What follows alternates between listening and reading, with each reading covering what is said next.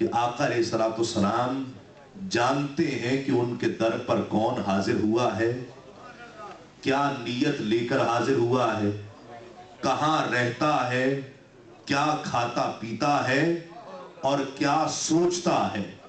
آقا علیہ السلام بہتر جانتے ہیں۔ تو یہ کیسے ممکن ہے کہ سرکار کے ذکر کی محفل میں ہم جمع ہوں اور آقا علیہ السلام کی نظر عنایت نہ ہو؟ یقیناً ہوگی انشاءاللہ۔ بس اپنے خلوص کو، اپنے یقین کو بام عروج پر پہنچائیے، انشاءاللہ کرم ضرور نازل ہوگا اور اس محفل سے کوئی بھی تہی دامن نہیں جائے گا۔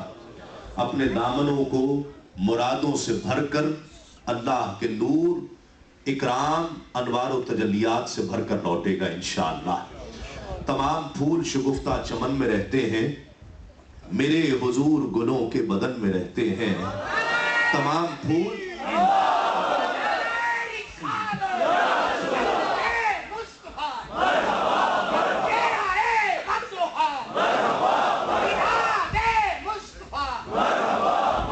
اگلے شعر پر آپ سنیں گے بیکل اتساہی کی 2 شعر مجھے پڑھنے ہیں ابتدا میں، اور جب اگلا شعر سنیں گے تو اور بلند آواز سے سبحان اللہ کہیں گے کہ وہ ہمارے قلوب کی آواز بھی ہے، حسب حال بھی کسی حد تک ہے کہ تمام پھول شگفتہ چمن میں رہتے ہیں، میرے حضور گلوں کے بدن میں رہتے ہیں، اور منافقوں میں کہاں لطف ذکر مصطفی، منافقوں میں کہاں لطف ذکر مصطفی، ارے یہ بد نصیب ہمیشہ جلن میں رہتے ہیں، یہ بد نصیب